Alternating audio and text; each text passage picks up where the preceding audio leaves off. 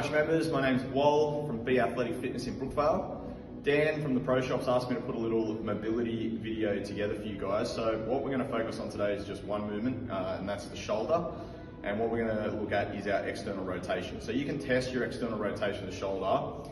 If you place your left arm just on your right shoulder and your elbows in line with your shoulder, and then if you can physically get your forearm moving backwards without pushing your elbow forward or leaning backwards, that means you've got some external rotation of the shoulder. If you're someone that gets stuck more like here and you can't like turn it back, then you don't have great external rotation of the shoulder. So when do we need that in the golf swing?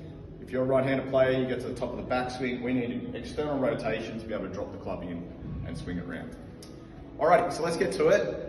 What we're going to do to start is we always try to activate the muscles before we then go and mobilize them or stretch them or try and get them more range. So what I'm going to get you to do is grab your golf club. You're going to lock your elbow into your rib, and all you're going to do is just turn it out and turn it back in. So you're just going to do this for like 35, 40 seconds, something like that. What I don't want you to do with this one is take your elbow off your rib, okay? So just work with the range that you've got. Just going to do little movements like that. The second one we're going to do is, again, we're going to place the left arm on the right shoulder.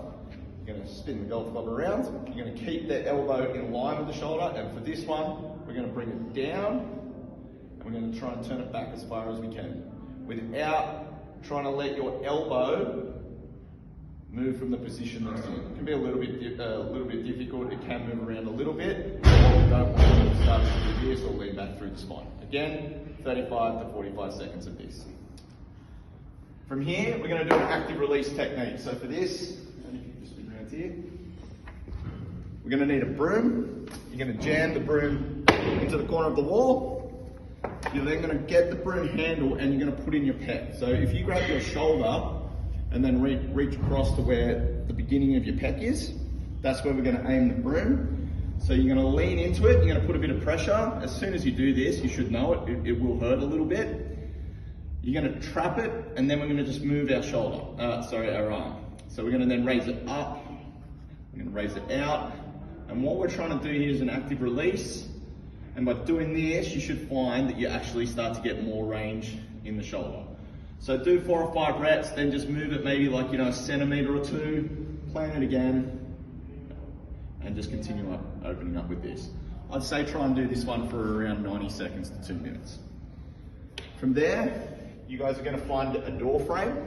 I'm going to use the pull-up bar, the pull-up rig, but you guys just use a door frame at home. If you pop this side home.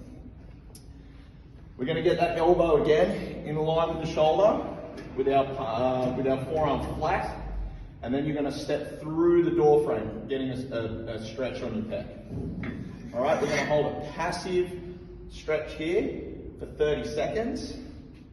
And then we're going to actually try and activate the chest while we're in this position. So what we're going to do with that one, we're physically going to push with our hand, push with our forearm into the door frame as hard as you can.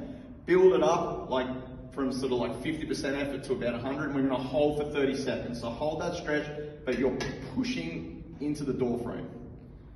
Once you've done that for 30 seconds, we're going to then hold that stretch position, and we're going to try and pull our forearm the other way. So we're pulling our forearm away from the door frame. This is the external rotation that we need at the top of the backswing. The great thing about doing it like this as well, I can actually feel the back of my shoulder starting to work. So we're actually strengthening the muscles around the shoulder in the positions of flexibility that we need. And that's really important if we want to actually create long-lasting and meaningful mobility of the shoulder. So once we've done 30 seconds in this position, we're then going to place it back onto the door frame, and you're going to passively just stretch it out again. So it'll be a total of 2 minutes in this position. After you've done that, you can step away, place your hand on the shoulder again, and see if you've got a little bit more movement in that shoulder. Hope you guys find this useful and it helps you swing.